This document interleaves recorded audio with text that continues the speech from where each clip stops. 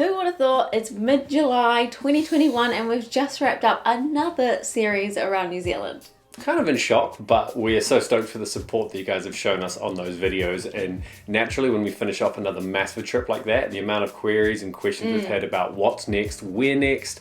So today we've got some massive updates. We've got 6 actually, travel and sort of video updates. We've got some news about my eye surgery. Dane tried to make his own beer, somewhat successfully. And also we have an update about a really cool project we did with Lego.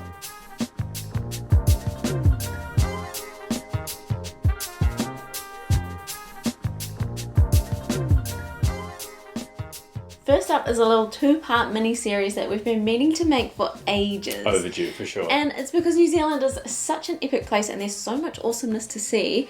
And we haven't even seen it all yet. No, we get so many questions about what are our favourite things. Like there's 50 episodes from New Zealand now. What were the favourites? So we decided we'll finally sit down and we're going to try and come up with a list of our top 10 favourite things in the South Island and then our top 10 in the North Island. Then it's all about Stace's surprise 30th. I don't know how I managed to do this. So we've taken this trip already. I need to work through the footage, which is why we'll do those other 2 videos first. But I somehow managed to surprise Stace with a trip to Queenstown, secretly have some friends come in for a massive surprise. And we wined and we dined and we celebrated this one right here. It was honestly one of the best trips I have ever been on. So in the last month, the weather's been getting pretty bad. So we were quite nervous that this wouldn't happen, and it almost didn't happen. But it's not a great day tomorrow weather-wise for the crossing. Okay. Uh-oh. But we finally got to tick off one of New Zealand's most incredible day hikes, the Tongariro Crossing. Unlike when we went through Taupo last time, when it was just rainy and we spent no time there, we decided it was a place that we had to go back, and we just got to see a completely different side to it this time, including the crossing and a couple of really epic things that we didn't even know existed as well. Stop dancing, you're making us move.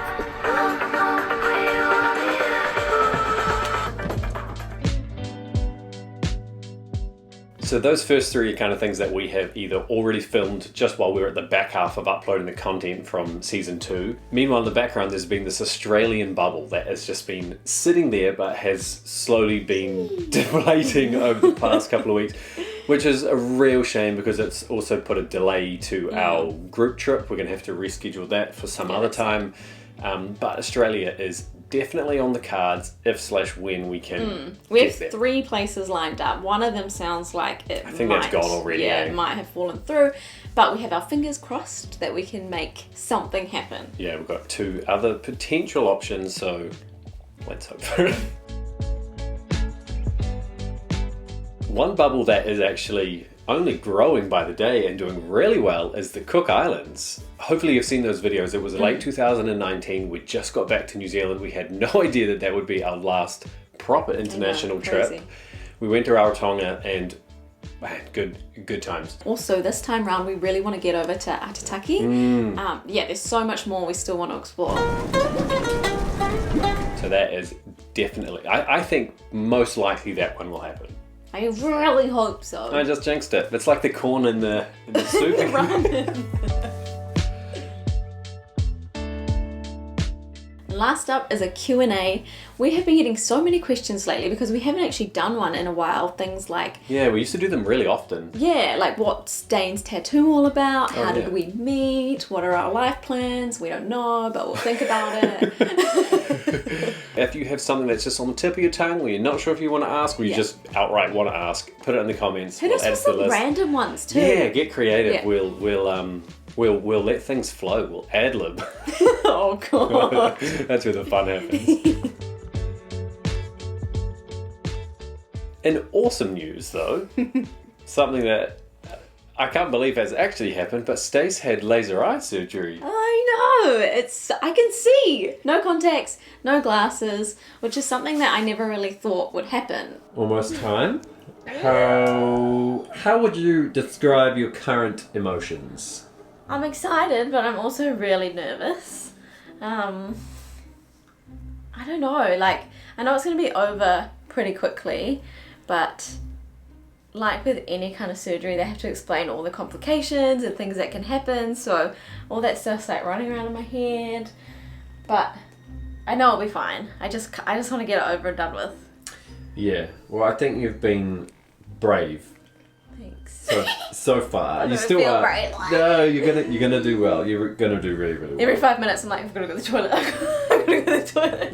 Like nervous please. I have to say, I think you've handled this really, really well. Oh. Dare I say it, like maybe a little bit better than what I actually thought. I'm proud of how you've pushed through, because there's been a couple of appointments so far already. And I've had to wear my glasses for the last week. No contacts, so it's been a bit weird, really. Is this this is the last time then? This will be the last time I have to. See well, that? hopefully. That is Until I exciting. get old and need reading glasses. Yeah, that's true. So back in 2018, was it?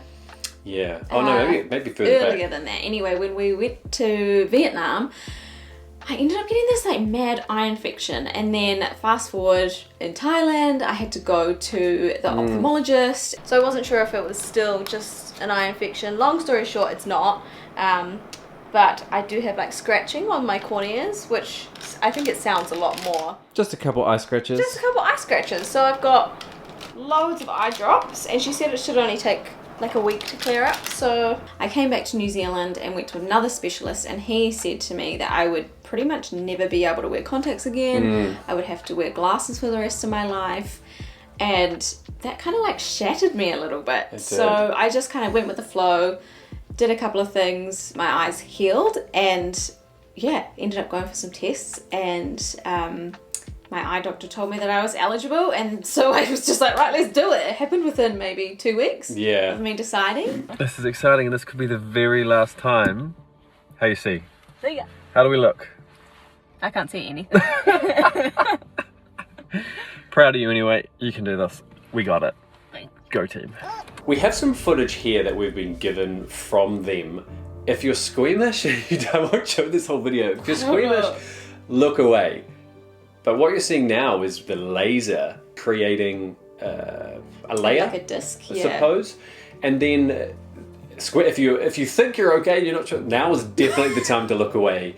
This is essentially them removing that layer. All my terms are wrong, but pulling out what looks like a bloody contact lens. And then it's like, wham, she could see. And I watched this thing on a screen live, just in awe of what was going on. I did it. my eyes are a bit blurry. The wind feels real cold. It's a bit glary. Got my glasses. Chuck those on, see if it makes a difference. Does that Did feel you better? get my old glasses? Or did I leave them there? I think we left them there. I'll go and get those now, Okay, eh? thanks. Are they in that bag? Oh, yes, they're in here. Okay, cool. Wow, we're good at this, eh? Well done, beautiful. I'm so proud of y'all. And the recovery was so quick. Yeah, it was super easy. And I will say, if you're watching this and you're freaking out, don't, because it looks way worse than it actually was. You can't feel a thing.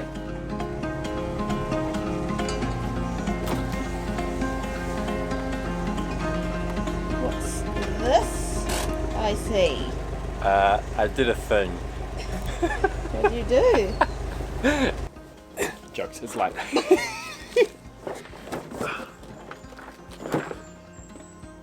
What do you reckon? I'm not surprised. I went in to speak to them about beer making, and because I don't want to commit to spending like a couple of grand right up front.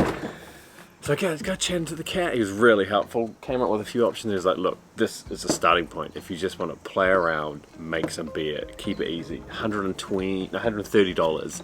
It's just got a basic bucket, all the basic tools in there. So we're gonna make some beer. We? We, collectively. You already know how much we love beer. As you can see, I was pretty excited about learning a little bit more and even getting a bit homebrewy on it and making some craft beer at home. And after going deep into some research, I was pretty amped to actually get into the process. So we've got everything sanitized. Think we're on the right path. There's instructions kind of everywhere, so we're making our way through it.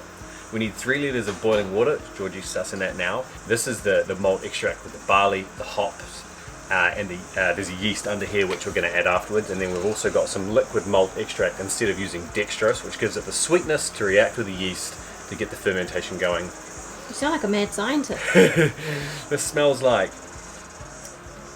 sweet grain, like in a tar, kind of like, look at this. This is a bit I've been looking forward to. Whoa! It's like a toffee. Whoa! Ooh, come have a look from the top here, babe. So you might see a little helper in the background. That's actually my dad. He was really into it as well, so Dane wanted to get him involved. And then we actually ended up filming pretty much like a whole vlog about brewing beer. But it's too much, so we've just shortened it down. But I got really carried away. So I pretty much learned everything that goes into it using that starter kit. Went through the whole fermentation period, running all of the tests that I needed to. Oh, this way. Come on, go. Oh, wow, that was fast. It almost smells like a lager, which is surprising considering. Yeah, you're right. You can go, but considering it's not. It's a pale ale. Maybe this is a really bad idea because it's not fully fermented.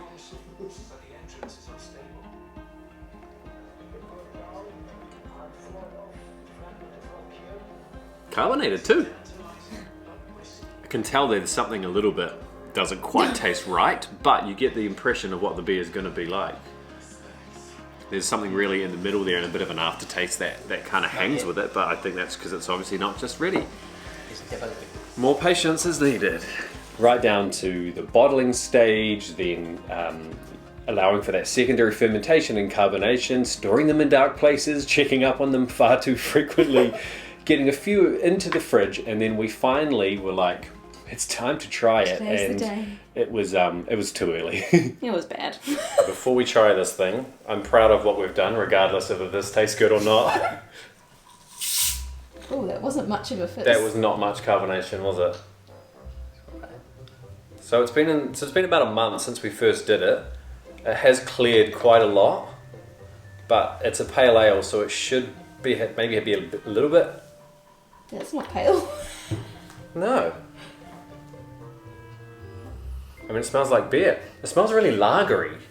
Let's find out. Cheers. Cheers. Cheers.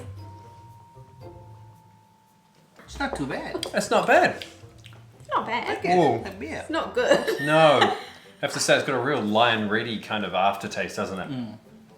Quite. Still got to sit for a while, I think. Yeah. Yeah, I think that probably has to go a little bit further. It's not Yeah. a great beer, is the thing. I don't know if that's necessarily us doing bad. It just doesn't taste like a great beer.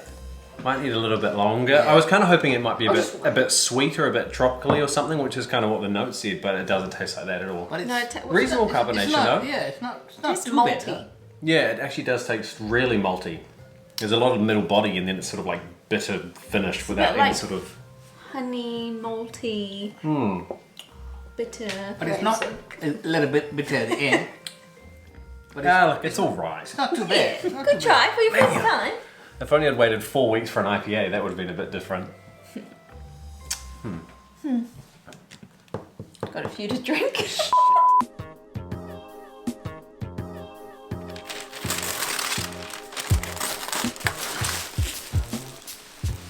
Whoa. Oh. One other cool update is that you might have actually seen Lego have designed this massive world map. It's essentially, Dane's gonna go get it. It's essentially Lego for adults. And this thing, oh no, it's upside down. Look at it. It's all about the showmanship. That's all Lego. How cool is that? And it comes with all these different coloured Lego, and then you get to create the way that you want it to look, including even moving the continents if you wanted to as well, right?